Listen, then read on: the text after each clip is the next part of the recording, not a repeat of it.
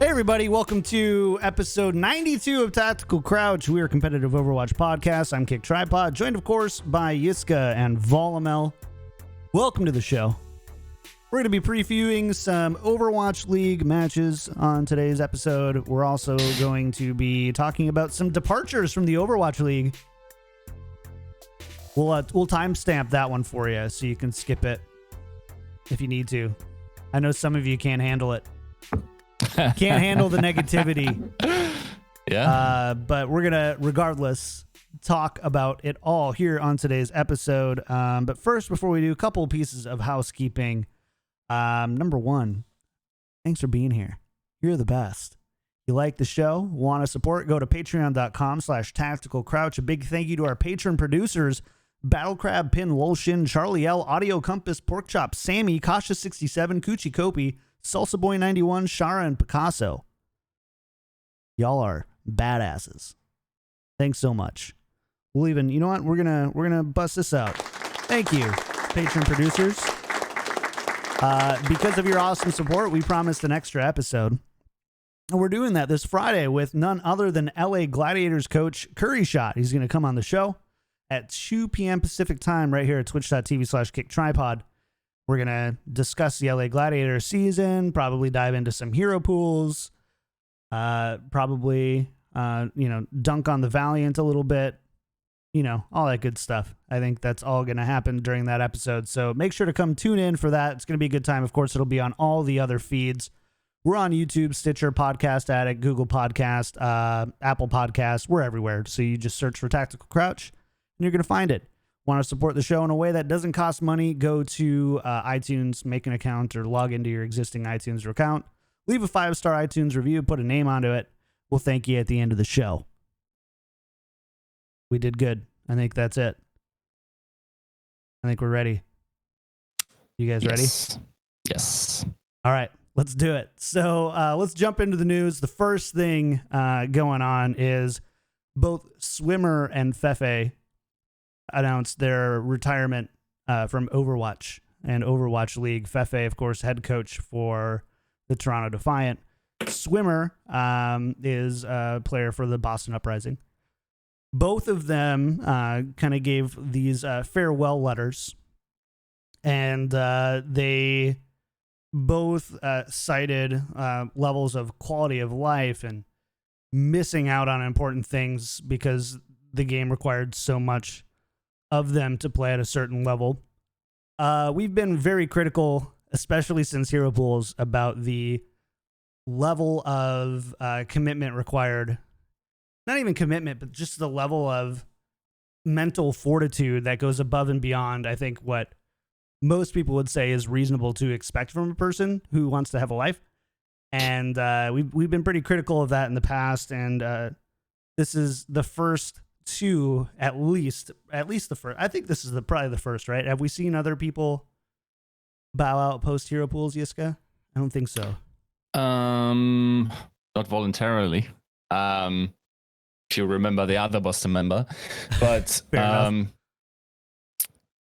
yeah, I actually want to extend the. Oh, hip, true. I want to kind of extend and shape our framing of this because it's very easy for others to interpret that we are weaponizing these examples against hero pools in that regard. I think that is a percentage of their decision, and Swimmer didn't even mention it at all. He didn't either. Only Fefe did, respectively. We don't know how much that bothered him or whatever. So definitely take this as a whole argument for the strain that there is to committing to Overwatch League. Also, there's something to be said about reaching your dream goal and realizing it's actually not what you expected it to be, right? things like these considerations that doesn't necessarily have anything to do with the integrity of the league or the demands that it is posing to people. So with that in mind, it's sad that professionals are walking away from the game. Of course, also in a global pandemic. And for Fefe, he talked about the reasoning that also being that he's with his wife in another country during a global pandemic, cannot help out family. These types of considerations, of course, also weigh into this decision, right? Has to be, right? On the other hand, here's my appeal to your empathy towards professionals in the Overwatch League. The grind is nuts. And we have known that the grind is nuts for a very long time. We've known it probably since season 1. We've heard these stories. We've heard that people stepped away from it. Other considerations are to be made for whenever like a top player disappears, like Bumper, for instance. Why is that? Right? These things have to play into these arguments that we're having about what it means to be an Overwatch League professional. And I hope we empathetically can look towards these stories. And even if it isn't hero pools, and even if it's not anything that we can realistically change about it, we can recognize the sacrifice that these guys have made. In most of them in their early 20s, maybe some of them younger, but also for coaches like late 20s, where they basically sacrifice a lot of their social life as well. And in order to entertain us, especially now in a global pandemic, where, like, of course, they would like, especially like guys that have been in NA, far away from family, like, hats off to these guys, right? And this discussion needs to be had. Like, or the reason I, for instance, last year actually made these reports about 222 and the league structure was because I saw tension points in the plans that the Overwatch League had for the players, and I already knew that we had problematic situations where people were crumbling and everything.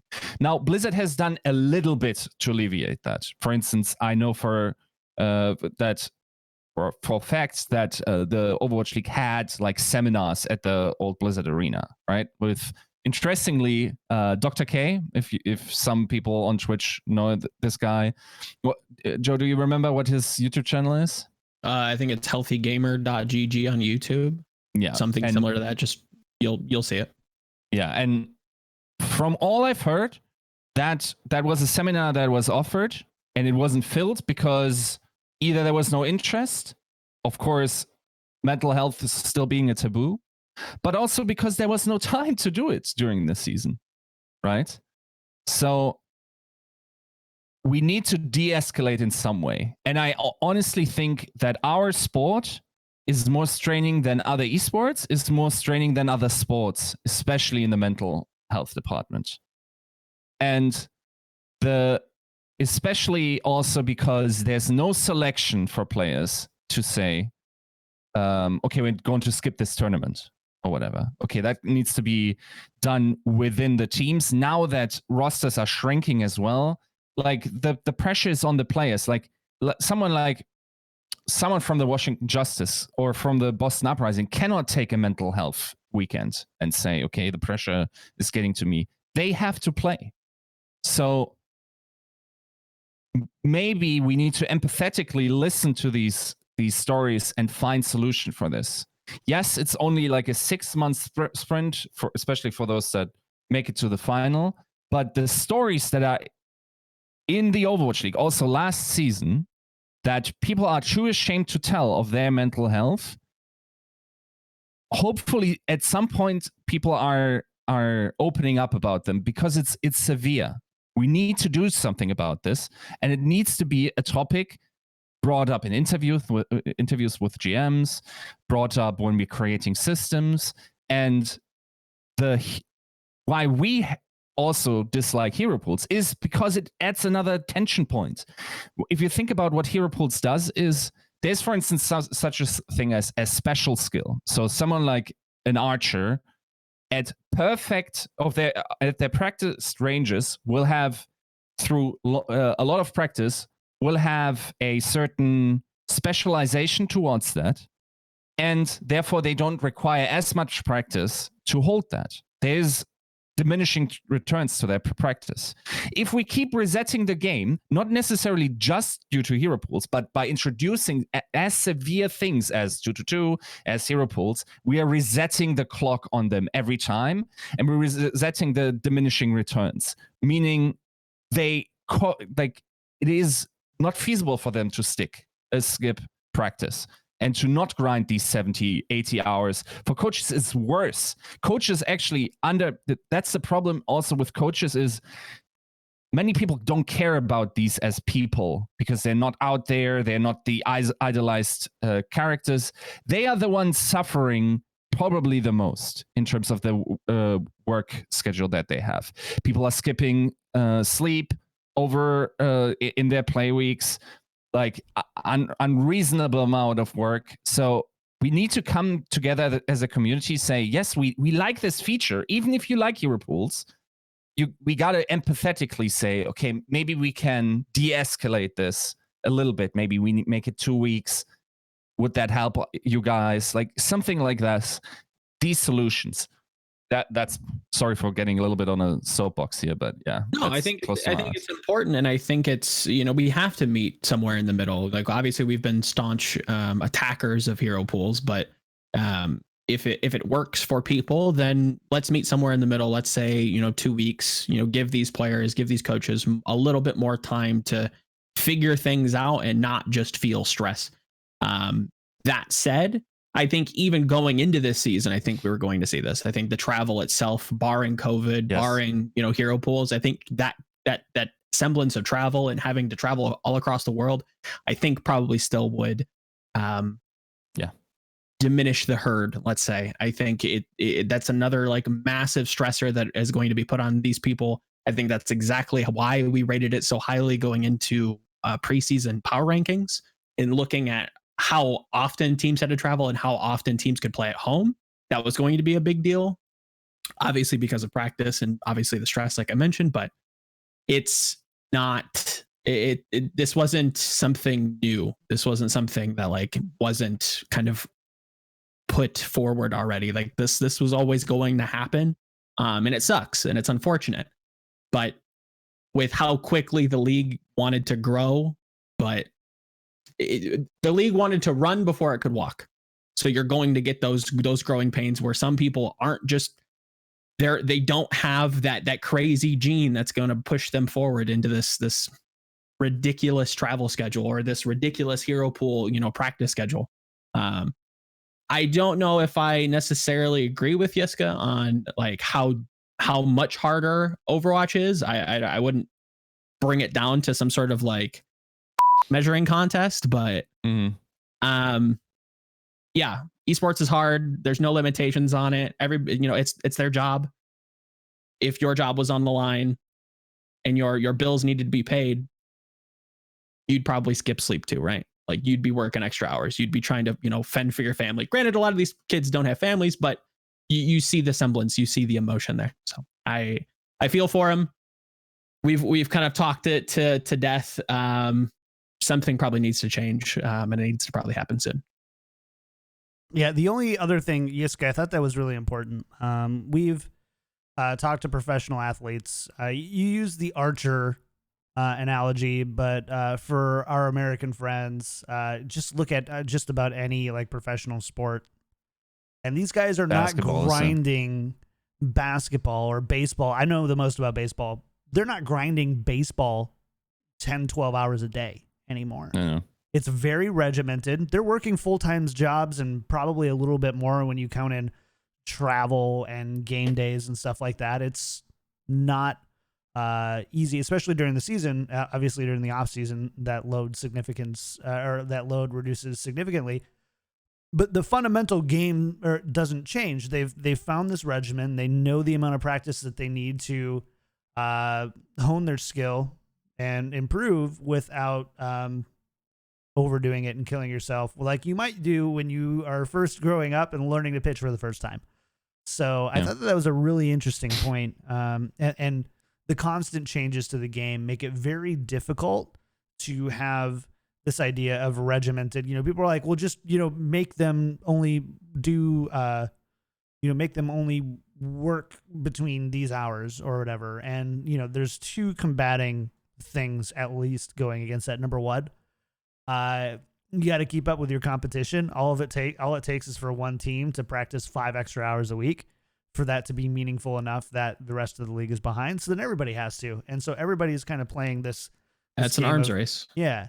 So there's that aspect of it. And there's also just the aspect of it's not enough time with the current system in place. It's just like, if you doubled the amount of hours in a week, it might be enough time. Or maybe, as we've often proposed, like what does 2 or 3 or 4 week hero pools look like? So it's just getting to the point where diminishing returns start to kick in, and you kind of can breathe a sigh of relief and say, okay, we feel somewhat comfortable. At least we know what's going on. Now we can begin to refine. I think it's that initial chaos that really is weighing heavily on the minds of coaches and the minds of the players that for some teams probably have to step into a coaching role. If you're probably not starting, looking at the Valiant, you have 2 coaches. I don't think it's just them trying to operate, strategy and whatnot. So I think this isn't a coaching thing. This isn't a player thing. It's an everybody thing, and there needs to be more of an alteration. That's also the problem if you think about physical and mental health, or physical fatigue and mental fatigue. If you every sports person, or if you see someone that is visibly fatigued, we've not only is it easier to see, but we've also better sensors or rules to see, okay, this guy is done. Just for mental fatigue, it is a lot of people have developed mechanisms where they shroud this emotion or this state from others because it comes off as weakness. Because we as a culture don't recognize this, but it's also intrinsically harder to notice, not only for a coach to know when a player is fatigued, but for a person to be as mindful to realize that oneself is burning out. Right? I'm so painfully unaware of my emotions so much of the time because of how our culture interacts that that is a skill that I need to learn in the same way that I need to learn how to stretch or keep care of my muscles and tendons and whatnot in that regard. So as we as a society and a science and everything figure this mental thing out, we still gotta at some point just have rules of thumb of just saying, okay, we may not be able to tell what mental fatigue looks like, but we know after X point it probably sets in, and we shouldn't reasonably go over there and expect or create systems that make it necessary. Because let's be honest, there will always be grinders that go for the 80 hours every week. Totally. Look at someone like Violet, 100% is going to be. The thing is, make it so there is diminishing returns on their grinds, so they don't feel forced to do this, and they are not completely out of reach of everyone if they do this, because then there's a direct reward structure that rewards grueling grinds that we don't necessarily want, and also don't reward in the same sense that we do with sports. Nobody's going home, maybe 10 to 20 players are going home after the Overwatch League and have retirement money. Nobody else does. Yeah. And that's not the case for sports, right? Right. No, that's true. I want to move on here, and I want to talk about this week's games. But Fefe, Swimmer, thanks. Best of luck. And good luck. Hopefully see you around in Valorant. No, I'm just kidding. Yeah. All right, let's go on to this week's games, though. There's a lot of games going on this week, and let's start with the fact that we're going to a Thursday, Friday, Saturday, Sunday format. Did we touch on this on the recap episode? I can't remember. I mean, we talked about it, but we did. we kind of have a better idea of why it's happening, or we have an assumption on why it's happening now. What's your assumption?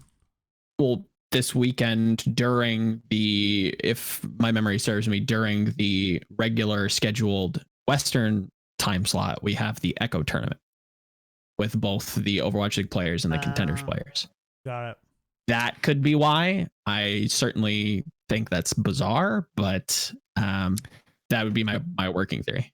Not gonna lie, my hairline is running away from me as a European, knowing that during the time slot on Saturday and Sunday, where I can realistically watch all the games that are happening in Overwatch League, we're going to have an Echo tournament, and then on, like, I think for Europe, the matches on Thursday and Friday start at 1 a.m. So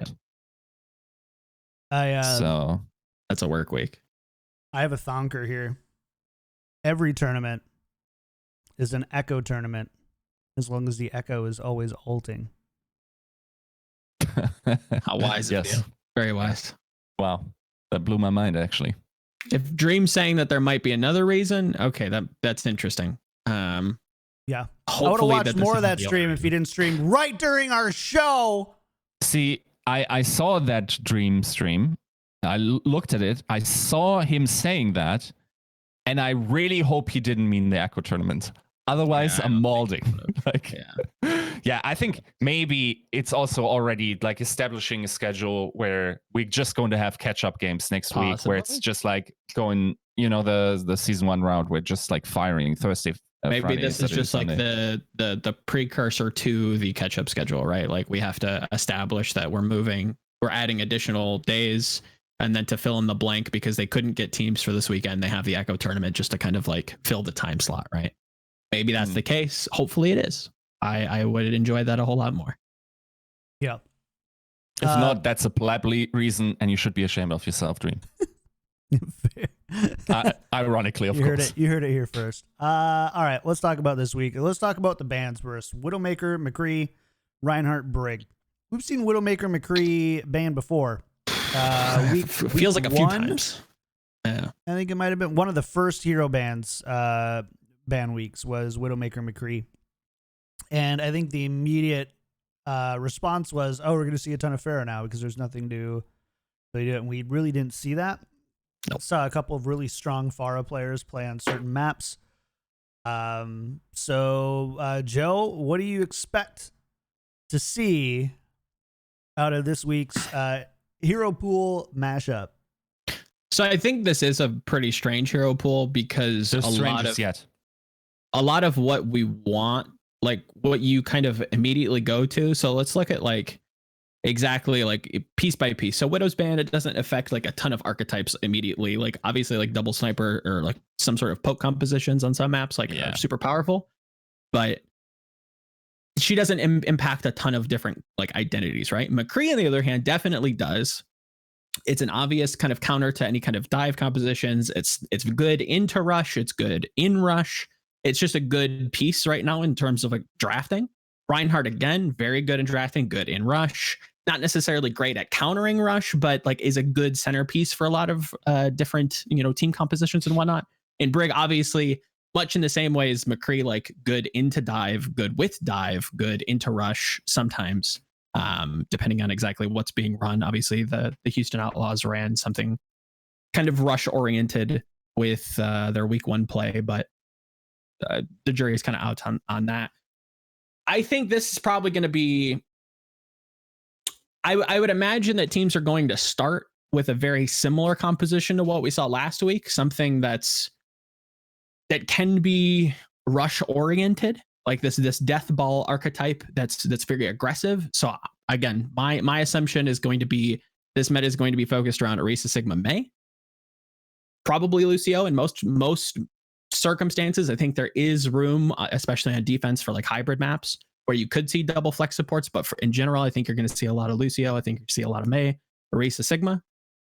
And then it gets a little weird on control. I think you're going to see teams return to what they've been playing, and that's like Sim and Torb. They want to just, be impervious to dive. And if dive isn't a thing, then I think Symmetra just like is your shield break and you just run at people on control specifically. And then outside of that, you could see anything between Reaper and Doom and Hanzo if you're trying to play like a slower style that isn't just, unga bunga, run at 'em Zerg style.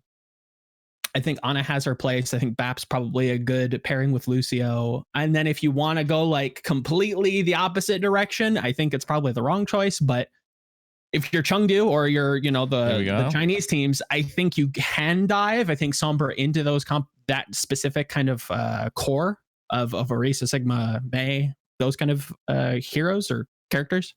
I'm so like frazzled with trying to remember the Valorant is agents and whatever. I think it is. I think Sombra into that core is very good. I think Doomfist into that core, it can be good on specific maps. I think there is like a dive identity. I think it's going to be tough to figure it out. And I think it's probably best to just play the meta.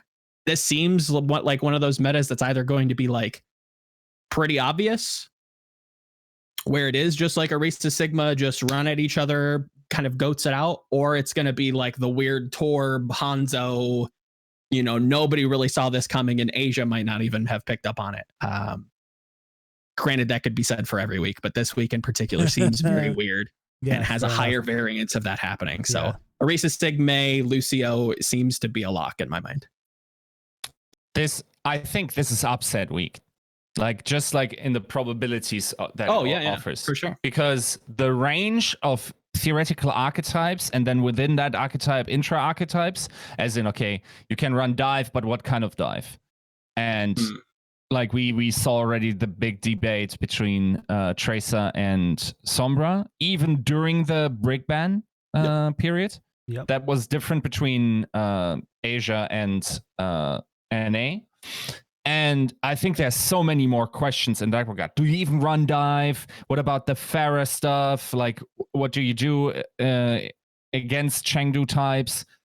Is there a ball situation? Can you dive because Diva is back? Does that make sense in that regard? Or are you taking a completely different route? I think there's a very real chance that a lot of top teams won't be able to figure it out. And then the lower underdog just gets a lucky punch on them. And for that reason, like no match for me is higher than 30% or lower. 70% 70-30 for the overdog. Yeah, 70-30. I think just the inherent randomness in these hero pools, also the unprovenness of them. I don't think there is a very clear way to think forward from the past, like just like coaches figuring the same pathway out for them. That I think, unless something in the scrim structure changed, which I'm not aware of, like maybe the scrim pools have become bigger and had to unite because of the movements or whatever. Unless that does happens, I think we're going to have upset week. See, I think I'd fight you on that. I think this is one of those weeks that is going to be the path of least resistance kind of motif, where last week we saw a very similar archetype that is open this week. So I don't think the practice that you've put in for last week's games, if you're a team playing this week, is completely lost. I think it's diminished because obviously they're different heroes and you have to have players, piloting them. And obviously that isn't completely transient, but I don't think that it's completely a wash. I don't think it's just a complete reset. I think teams will lean towards something similar to what happened last week. The problem comes in where there's a composition that trumps it. And the fact that there could be a composition that trumps it, that's what worries me. And this week could be one of those weeks. But again, it's tough to call. So I think, real quick, I think Diva makes, like the Diva ban last week might invalidate a lot of information gathered during those scrims. I think that is a game changing. Like, dude, Winston Ball is not a dive core. Sure, 100%, 100%.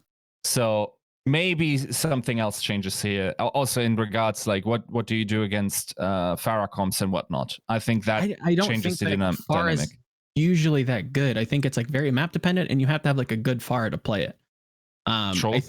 I think if you do, especially on defense, like I think if you do like show a Pharah, I think like Diva and most flex supports that aren't named Zenyatta, that alone can probably pressure her enough to like mitigate her. She's a slow character. She doesn't really, she pressures a lot, but she's not stopping you, right? So if I was gonna play like this kind of like Zerg like rush archetype, I think you could still run like Orisa Diva and like splash the Diva or sideboard right the Diva if they're showing like Pharah on defense, and then just negate the character altogether as you run onto the point and just fight the rest of the team.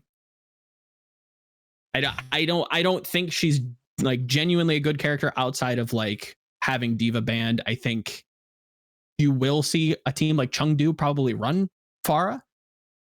And if it works, it's probably because teams don't have the time to prepare a breadth of strategies to try and counter all of the different things. They're just trying to say what's generally good. And if you just roll the dice and get Chengdu that week, you just have to hope that your strategy that you've prepared in that week has some sort of, flexibility, I guess.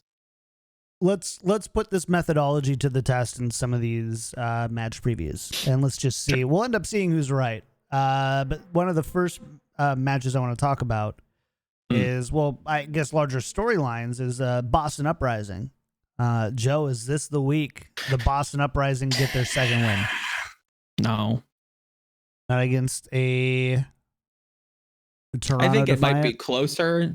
I think it's going to be this feels like an actual like toilet bowl 2.0. This is a Toronto Defiant that's lost their head coach, that they have to be kind of wounded, right? You have to view them as kind of like taking a loss there. Even though I would assume that like Fefe's probably been slowly phased out, and that was just his release. Or at least I'd hope so. I don't think Boston's particularly good. I don't think Toronto's particularly amazing. On paper, I still give that match to Toronto on like skill. Boston's just been shedding players. Like what, they have like 6 players now or something. Like it's true. a mess Yeah. there. I feel for any of the players that are still there, the coaches that are busting their butts. But yeah, I don't see them taking a second win. I think they've got their one, and that's about as much as they're gonna get. Yiska, the underdog master. Is this the one? No, but if it was, boom city in Toronto, dude. Like, If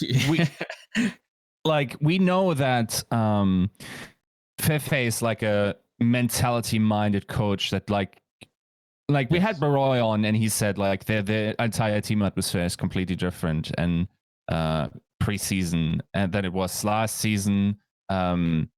Like that's someone that builds a structure where people can work constructively in, right? So if this is like losing against Boston in their current state is a booming situation, like that could actually really hurt them for the rest of the season, or not.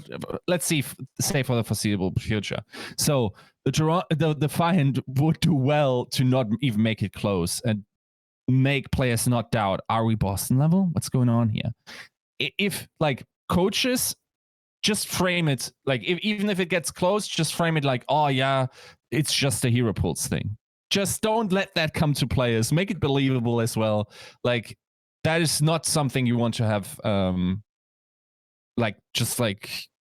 running around in the mid players' minds.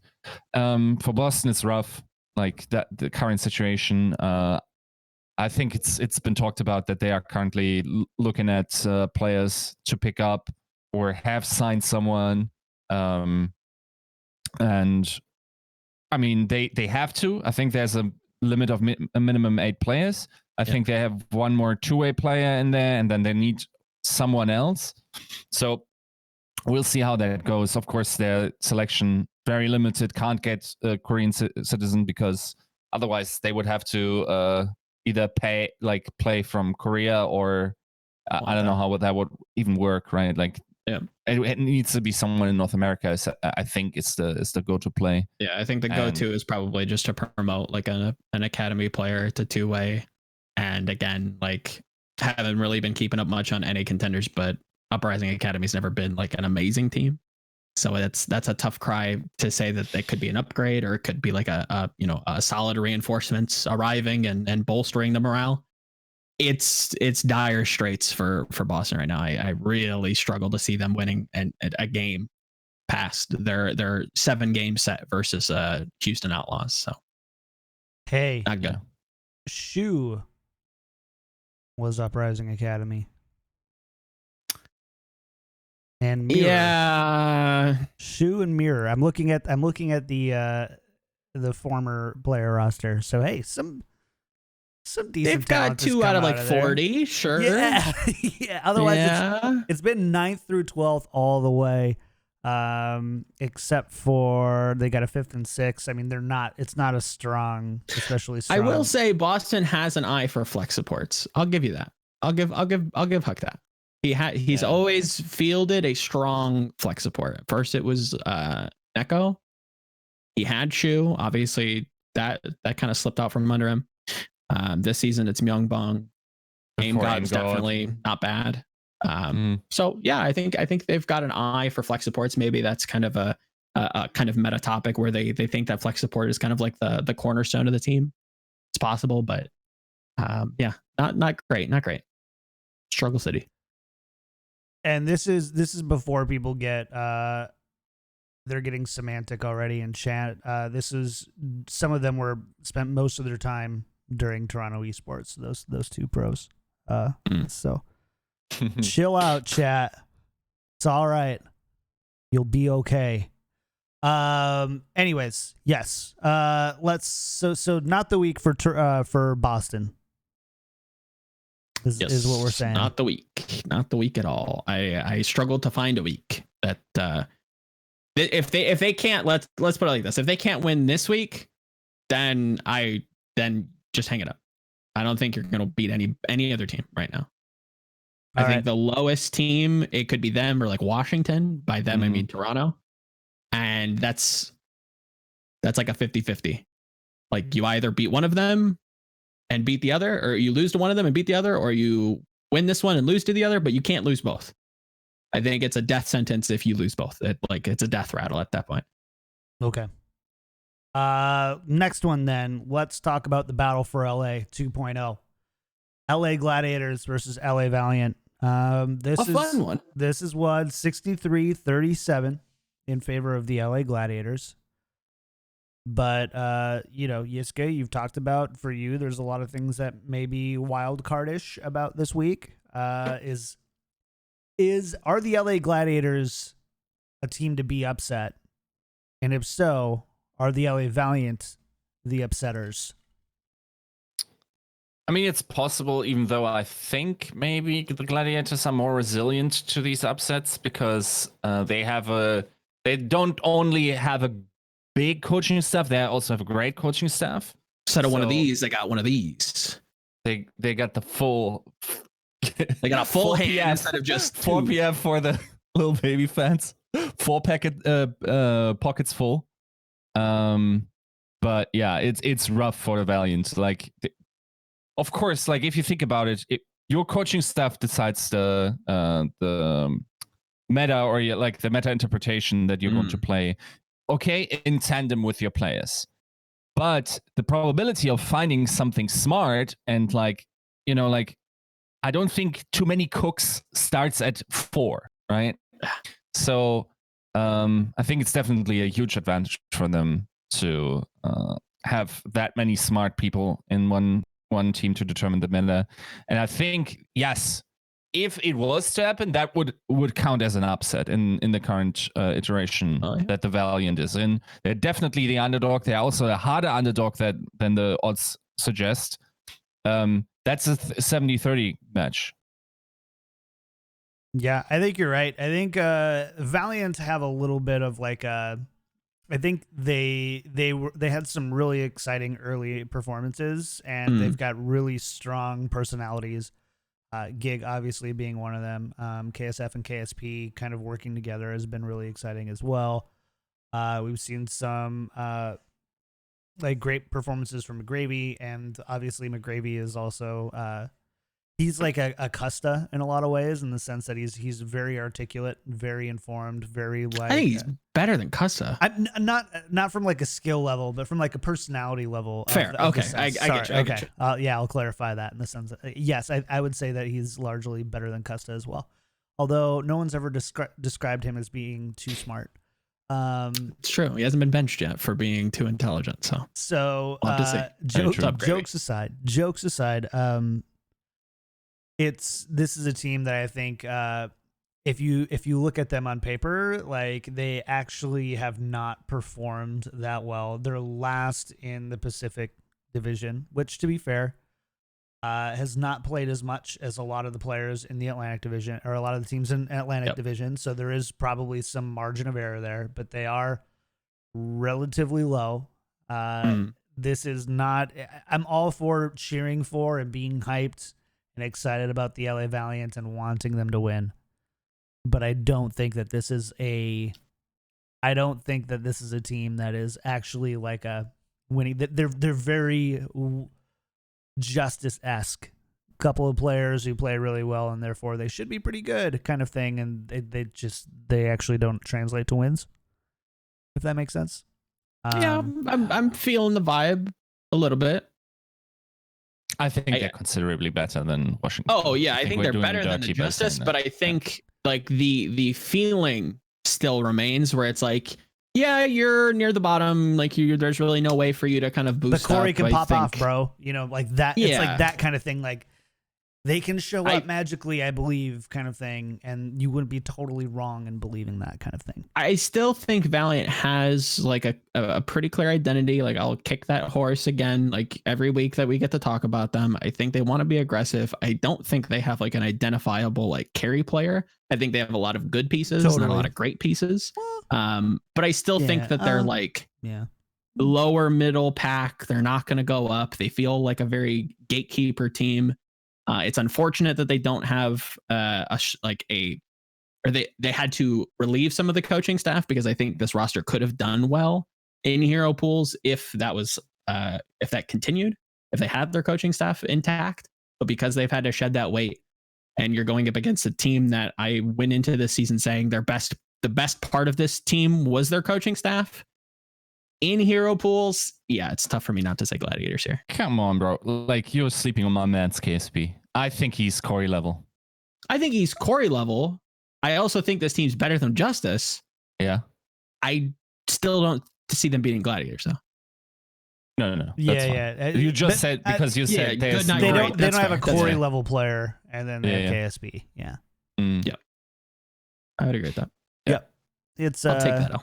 Battle for LA. Sorry, LA. It's going. It's sticking with Gladiators here. It's going to LA. Yep. Good news is if you're in LA, you win.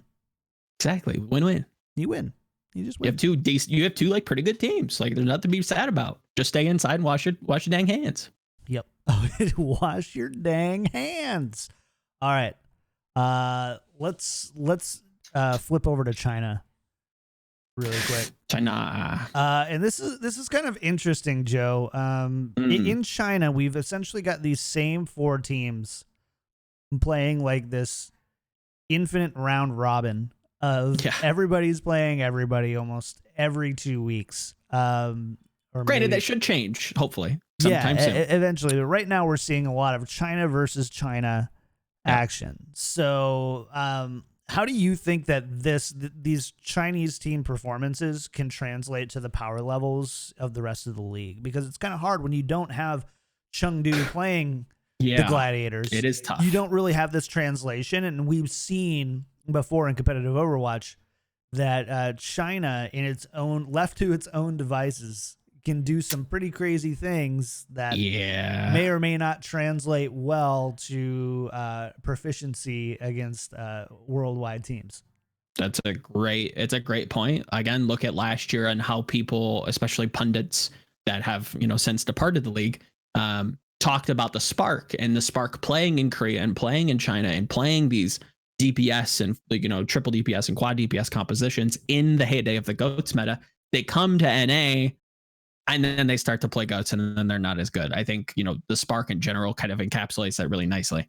But to answer the question, I think that Chengdu in general is a safe bet as, again, that team that is going to be a dice roll. If you can't prepare for them on the week, there's a great chance that you could be upset. Are they a fantastic team? No, they're not. They're the kind of gimmick cheesy team that is going to throw a bunch of questions at you. And if you can't pop quiz it, you're going to fail the test and you're going to have to go to remedial math, right? You're going to 2 + 2 is 4 type of deal, right? Guangzhou and Spark, or the Charge and the Spark. I don't know why I chose the name and then the other name. I don't know. They feel very samey to me. They feel kind of like the round robin-esque where they're just trading back and forth forever. They feel very similar in terms of skill. They have star players in at least similar roles. I'm still kind of weirded out why Korea isn't playing all that much. And then there's Shanghai, and I think that's the kind of clear stratification, but we haven't seen them play a ton yet. But I think they're starting to break away. I think Shanghai is the clear favorite in that specific kind of like sub-region. Sure. Spark and Charge feel like a tie at second, and then Chengdu is just like in their own category, just like rolling dice every week and knocking people out sometimes. Yeah. They're very like one punch team. If they catch you, they can beat you. But if you play kind of lame and you stick to the outside and play behind a jab, again, I don't know boxing. I'm just like regurgitating information. It's a pistol round. You might beat them. When yeah, two headshots, sure. You're like, hey, you're done. Otherwise, they have a puncher's chance like, every week. Yeah. I get you. Yiska, as not the world's biggest China fan, what do you think about these teams' performances, and how do you think it translates, I think, over to the Overwatch, the broader worldwide Overwatch league? See, like, I honestly think that only Chengdu is an archetypical Chinese Overwatch team. I don't think that applies to the other. I think Charge is. I don't know about Spark. I think Charge has shown, especially last season, that they're very Chinese. Shanghai as well, very Chinese. Yeah, but even their identity changed a lot, bringing Neptuno in, and like generally like their coaching staff switching as well. Like, I felt, for instance, like last season, they actually had pretty solid strategies and rollouts when Curry, like they could turn it on and off. Curry was felt. I think. I would agree. That said, I also think that they are underrated in terms of what people currently be thinking. Like, I'm looking at the power rankings of like the Platchek guys and like Vast and I think like having them.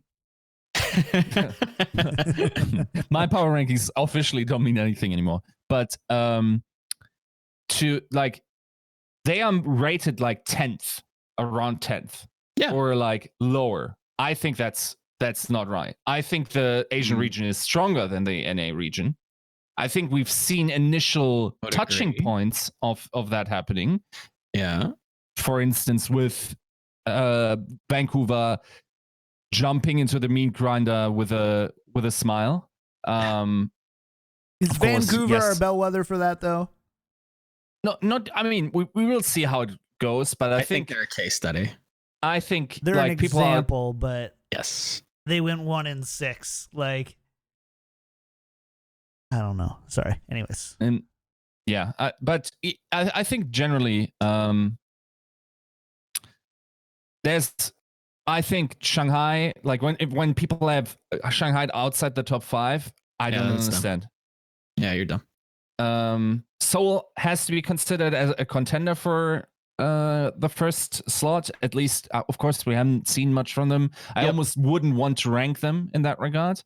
But like the entire region, and you can assume that at least they're practicing against the same opponents. And I think there might be some rotation because of the hero pools where the Chinese teams just say, okay, we have 4 guys we're playing against, and now it's extended, of course. But so these are our blocks. We're not playing this opponent, so let's hammer it out. And it elevated the point because you have 2 world-class teams in that region, and it also helped the Charge in Guangzhou in the process. So I would be surprised to find out that the meta interpretations that they made and the general level of play was lower than in North America. Of course, nothing that we will soon be able to gouge. Like unless Seoul literally just crashes and literally loses to Charge and Hangzhou, doesn't make much sense for that to happen. And like of course, New York is also a team that will come over. In that is that?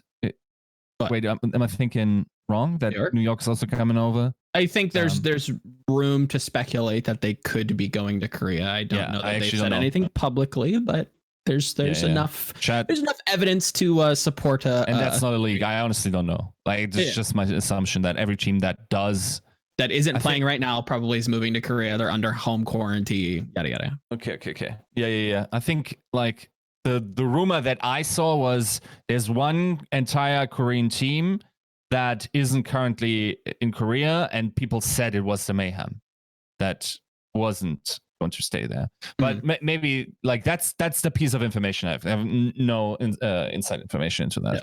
So what we know is they are sort of like bubbled out because the situation, of course, is terrible in New York. Yeah, definitely. So no way. We won't get many touching points between these regions and anytime soon anyway. So it's hard to make the argument make sense or have value. But I think there is, if someone was to put point a gun to my head and say which region is playing the better Overwatch or has the better meta reads, I would say Asia. Ooh, I wouldn't agree on meta reads. I think on the execution of the chosen meta, I would say that Asia has a better read. I think they've picked different, like the West and the East have picked different things certain weeks, and generally I like the way that the East is coordinated. I like their general execution of things compared to the West, and that might just be bogged down by like bad teams in the West, whereas like the East at least has like interesting or creative teams that try to like play to their own strengths, as much as I know that's a meme. To end with the China discussion, I'll give you something to chew on with the Hunters, right?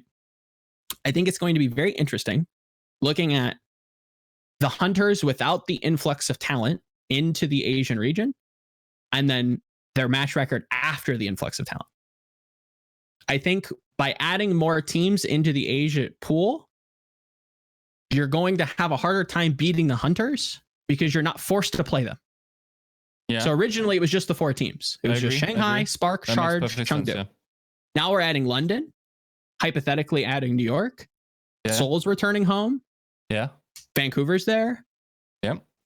You have many more teams that you'd much rather scrim, and you probably don't want to scrim Hunters. So they're still going to do their crazy zany China thing. Yeah. And you aren't forced to play them. Yeah. No, I think they probably upset more. That makes perfect sense to me. Yeah. I think that's very possible. Also, just like Chengdu is completely outside that consideration. Like when I say the Asian meta is maybe undervalued, then I'm talking about Shanghai. Yeah, of course. About the normal Guangzhou and Hangzhou. Yeah. But yeah, I think in general, we'll see how that develops. I'm not sure what kind of matches are these teams in. So Shanghai plays the Spark, and then Guangzhou and Hangzhou face off against each other. That's once again nothing where we can, like get any value out of to help us like figure out that discussion we're having. So unfortunate, but I mean it's also something like this we'll never find out, because the style of meta reads could literally change next week, and then totally right, like things would be completely different. But for instance, I tend to side with the Somber enthusiasts over the Tracer enthusiasts, and it's a matter of belief. Like it depends on who you talk to. Some people, like if you talk to people in the Asian region, they're like Tracer, and then you talk to people in the North American region, and they're like Sombra isn't a hero and stuff like this. Like the same is, by the way, the case for Winston, where some people tell me Winston's super strong in some metas. Others tell me Winston's not a hero in this meta. So I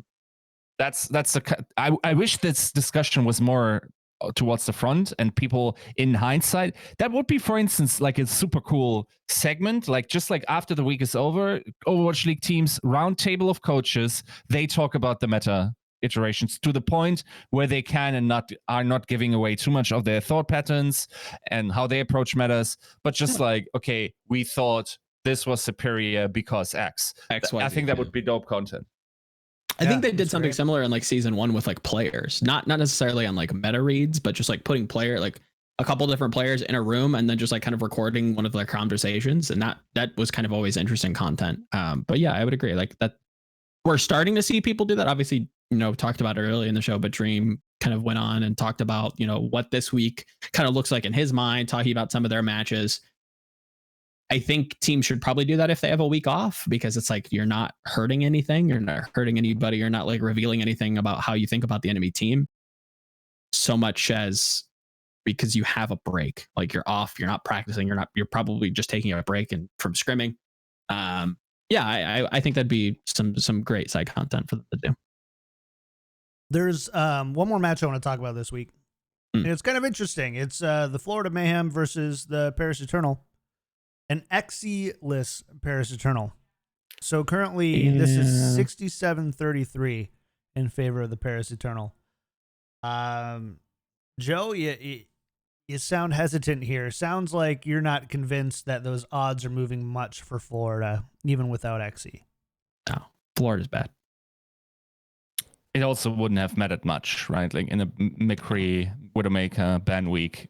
That's true. I think you probably still see soon. I think Xe could come in, but I think if I had to guess, I think soon still is like a good choice. You might even see a rotation, depending on like what exactly is being played. Xe? Like Xe can't come in; they're gone. No. I'm saying hypothetically. Oh, even hypothetically. If he was able say, to play, okay. you still see a rotation. Okay. But yes, Xe can't come in, dealing with some neck pains at home. I think Florida's just bad. Like, no offense, not a good team. Bad team. Also, they have Chris.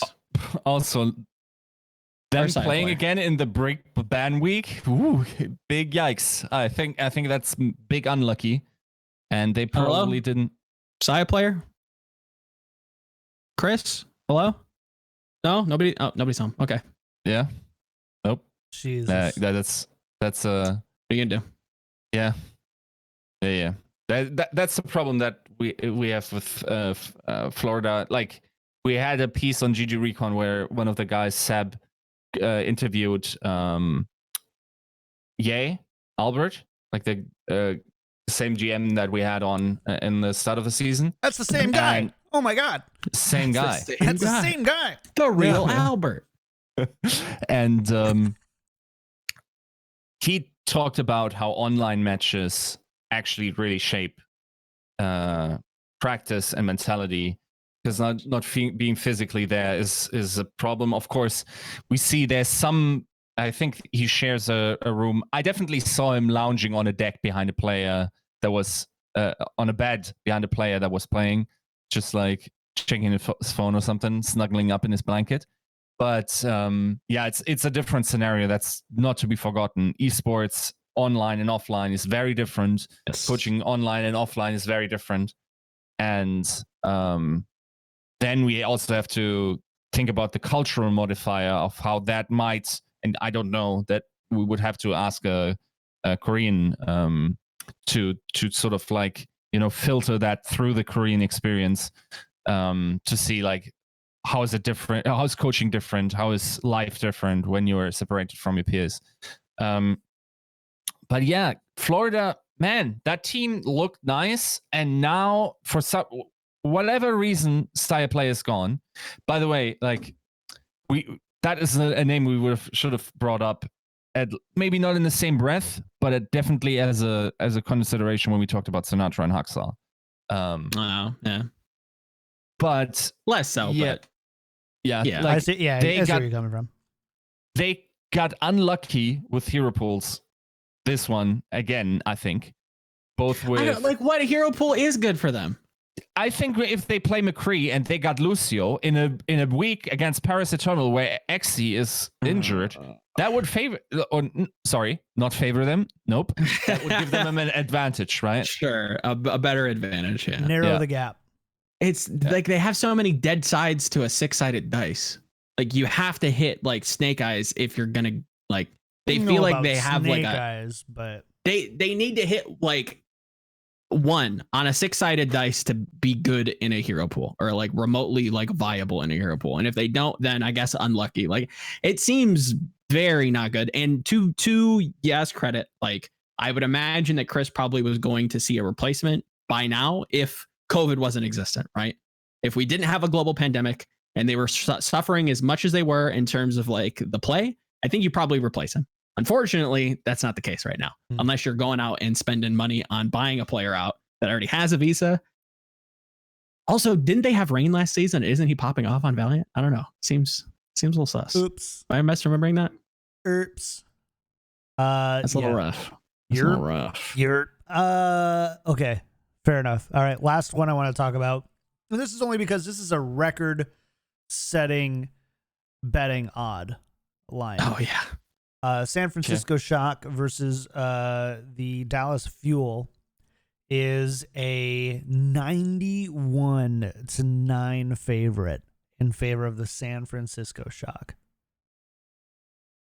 I mean, don't get me wrong. I think the Shock probably still win this, but those are pretty ridiculous odds that you almost just want to roll the dice.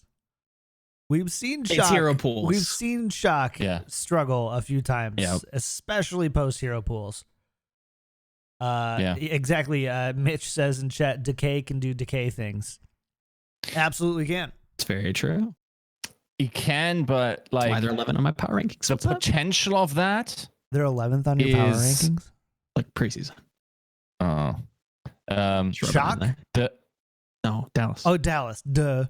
All right, sorry. I was like, can't rewrite history that much, sir. I think third and fourth, and you switch it. I wouldn't be able to call you out on it, but I know you didn't have Shock at 11th, bro. Yeah. Like in my mind, this is an unfortunate week on top of it of playing Shock for Dallas because like both McCree being banned and a break being banned means okay, so. If McCree is banned, maybe you can run certain Tracer comps. Those are the Tracer archetype comps are then, in a sense, weaker. And even though we have seen Decay play without it, but weaker without Break. And maybe they think of something completely different. We know this kid can also play Projectile. We know that he's a nuts Genji in that regard. Like, all the way back to Epic Season 2 or 3, where like he was just like he was legitimately the heir to the throne of between Who Are You and Huxel at the time. Had better blade efficiency, stuff like that. I think even one of the architects. Wait, am I misremembering? I'd put him like under architect for sure. Yeah. Sorry, I'm thinking architect, but Decay was definitely he's that mentioned. Yeah, there. Of course. Also, I would agree with that. Very known for his Tracer at the time. Yep. And also playing on an exciting team that basically was not unsimilar to Dallas Fuel, where it was very front loaded on the DPS. Yep. That's see, I said 30-70. Yeah, I don't want to define my own rules here, but like maybe that's less even, but maybe not because they kind of came out of the shell. I think 70-30 is a good call, of course, for Shock. Yeah, like even I'm trying to struggle to like see a world where like you could put Dallas ahead, and yeah, not too many exist. I'm gonna put. It's hard to bet against them. I'm gonna put $15 down. I think you should definitely. Week. If anybody can, like, it's definitely worth. It's a calculated loss, if anything.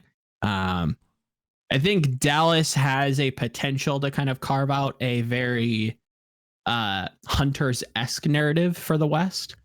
If they continue just like putting Decay on like the hardest carry hero they can find and just allowing him to, and they're really not giving him a ton of resources, you know, shout outs to Reinforce for kind of like highlighting that. So it's not like he's completely the star player. He has star player moments, but he's not being played around like a star player. And not to mention they have Doha as well. This is a team that does have a puncher's chance. They can do some weird stuff that can catch people off guard. And we've seen Shock like a little bit struggling. So I think 70-30 for Shock is definitely fair. I think the Fuel do have a puncher's chance. I think people just are still, for whatever reason, writing them off as like, oh, bad team, haha, carried by like 1 or 2 good DPS. No, I think it's like a mediocre team with 1 or 2 good DPS. So I think they have room to make this closer than you'd expect. But I think Shock closes this out like 3-1 close or 3-2. The Overwatch League has quite a few teams now at this point that have a mediocre team with a couple of 1 or 2 really stellar players. One of them being a carry DPS. Obviously, you've got KSP, you've got Corey, you've got DK. To a lesser extent, Exy. I think in the beginning it looked like that might have been the case for Paris, where it looked like Exy was pulling a lot of weight, but I think we've walked that back, I think, since week 1 to be like, actually, this whole team is actually pretty solid across the board. Sure. Yeah, I could agree with that. London with Glister, I think, is another one. You know, you've got a lot of these teams' identities right now in that kind of quote-unquote carry DPS plus one other above average player, which is really interesting to see. So, yeah, I don't know. I think that's it though. I don't really have. All we got. Not really much else to preview. Enjoy the 4 days of games. Really. I don't know what the plan is for watch parties or anything like that. My assumption is probably be around tomorrow. We might be around. Yiska definitely won't be around for Thursday, Friday. Probably I'm guessing. not. No, I gotta work. Probably not. Maybe the first game, but even that would be reckless, honestly. Reckless. Friday's gonna. I mean, to be fair, Friday's gonna be a later night for you. Maybe, who knows? Because we're doing Spike Drop into Curry Shot. So, True. Just killing you. We're just killing Joe, you. should I ask you now for Chengdu predictions, or should we wait until you have to justify yourself to Curry for saying some heinous shit? I mean, I don't think it's heinous though. I think I've hinted at a very clear justification. I think they go 1-1. I don't know who they beat though. I'm gonna say the Charge if I had to guess. I think they beat the Charge. I think they do some dumb dive stuff first Charge. Let's just do this. We've done this. We did this last week. Let's do this week. Everybody, one word. You don't get to justify it. Who wins or loses? Okay. NA first. You've got Atlanta versus Washington. Atlanta. 84-16. Joe, Atlanta. Okay. We did Gladiators versus Valiant. Everybody said Gladiators. We have Paris versus Florida. Everybody said Paris. We have Defiant versus Boston. Everybody said Defiant. We have Shock versus Fuel. Everybody said Shock. Yep. Heading over to Asia side, we have Chengdu versus Guangzhou. Joe? I say Chengdu. Yiska? I say Charge. I say Chengdu. Then we have Shanghai Dragons versus the Hangzhou Spark. 71-29 in favor of Shanghai. Joe? Dragons. Yiska? Dragons. And Dragons. And then we have Guangzhou versus Hangzhou. I don't have odds for this one yet. Joe? I'll say Spark. Hangzhou? Yiska? Ooh. I also say Spark. And I don't Old man strength. but it's the old man strength and it is the Rhine ban as well. Yeah. And then last but not least, Chengdu versus Shanghai. Yiska, I'm going to have you go first. Shanghai. Joe? Dragons. All right, fair enough. Me too. There you go. We recap, or we at least put bets to them all. I know there's a couple of people who actually like keep spreadsheets on our guesses. So really want to put them out. Yeah. Shout outs to you. Bunch of badasses. So thank you guys so much for hanging out. Hope you enjoyed the show. We're going to be back on Friday. Breaking news. We're going to be back on Friday with a special episode with LA Gladiators coach Curry Shot at 2 p.m. Pacific time right here, twitch.tv/KickedTripod. So come hang out with us at Spike Drop at noon. If you're into Valorant at all, it's going to be at noon Pacific time. And then right afterwards, we're going to hop in with Curry Shot, ask him some questions about the Gladiators, ask him some questions about hero pools, and whatever else. This is just going to be a really great time. So definitely do come hang out and chat with us for that. Tell your friends, tell your mom, especially tell your mom, and let's hang out, have a ton of fun. We do need to thank our patron producers: Battle Crab, Pin, Lolshin, Charlie L, Audio Compass, Pork Chop, Sammy, Kasha67, Coochie Kopi, Salsa Boy 91, Shara, and Picasso. Thank you so much for your support of the show. If you like the show and you want to support right now, not everybody's in a great position to support creators, but some people are in a great position to support creators. Do so. Go to patreon.com/tacticalcrouch. And you can become a patron. We've got access to our patron-only text channels in Discord. We've got game nights, and it's just a great way to support. And if you're like, you know what, John, Joe, Yiska, you guys look like you're doing fine for yourself. That's fine. But if you can, support your favorite creators during this time. It's a great time to do that if you're able to. And if you're not, don't you for a second feel bad about it. Don't let anybody guilt you. Very true. Go buy yourself a pizza. Or toilet paper. Comfort food. Who needs it? You got a shower. All right, True. fair enough. No new patrons spoons since Monday, but we did get 2 new 5-star iTunes reviews, Yiska. Mega prepared. Okay, so no, I got it open. You see the little icon. You see me prepared. Okay. 5-star iTunes reviews. Oduya 911. That is probably a. Don't say anything bad because they gave a very nice review. I'm looking at it right now. It was very nice. Yeah. True. I didn't look at the names, but. That was that one. Very nice, thank you. And then Zik, also nice. With an eye emoji in front of it. Yeah. I'm going to need some of them Nutter Butters. You know what I'm saying? Future. I read it. I saw it. Pass them over. I'll trade you some Charmin Ultra for some Nutter Butters if you catch my drift. Wait, since when can you have emojis in your Apple ID? Since now. You Since can't. today. It's not based on your Apple ID. When you go to leave a 5-star iTunes review, you choose your name. Okay, that makes sense. Okay, so, that makes sense. That's why. That's how. Yeah. Okay. So, and Ashador in chat brings up a great point.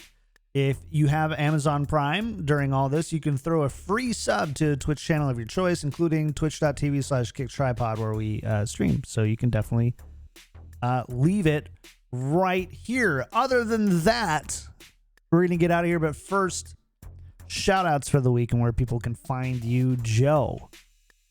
As always, you can find me on the socials and on the internet everywhere at Volamel. That's Volamel. Most recent article just went live today, Valorant focused, talking about how Omen is not who his visual design says he is. He's not some sort of lone ranger, slayer, assassin, Naruto character. I think he's misunderstood and is quite a good team player. So go give that a read. Cool. Yiska, what about you? Shout outs for the week and where can people find you? As always, my Twitter account at Yiska out, and then on GG Recon, currently a little bit more Valorant focused. Of course, there's a lot of volume there, a lot of people wanting to get into the I'm going to muse a little bit on the things that we talked about on Spike Drop, just like in a more condensed and clear form about what open systems bring to a game, especially in the early development of the scene. That is something I'm working on. I have my tier list that I'm updating. Actually, an update went out today.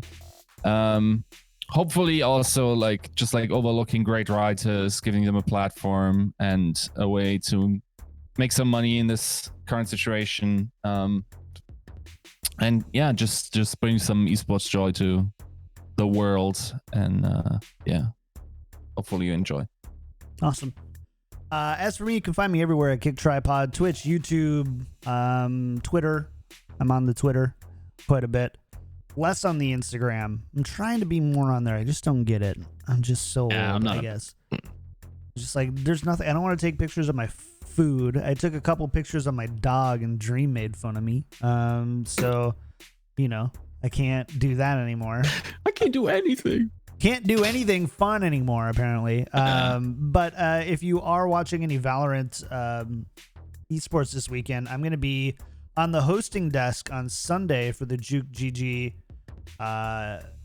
Quick Cup. So that was pretty cool. I'm really excited to be doing that. So definitely come tune in. Just go to juke.gg and look on the Valorant tab this weekend. You'll see all the tournaments and stuff going on. It's going to be a really good time. And I hope that I see you all there. It's going to be fun. Otherwise, we'll see you Friday at noon for Spike Drop or Friday at 2 for our special episode with Curry Shot. Thank you again to everybody for hanging out. Have a great one, and we will see you next time.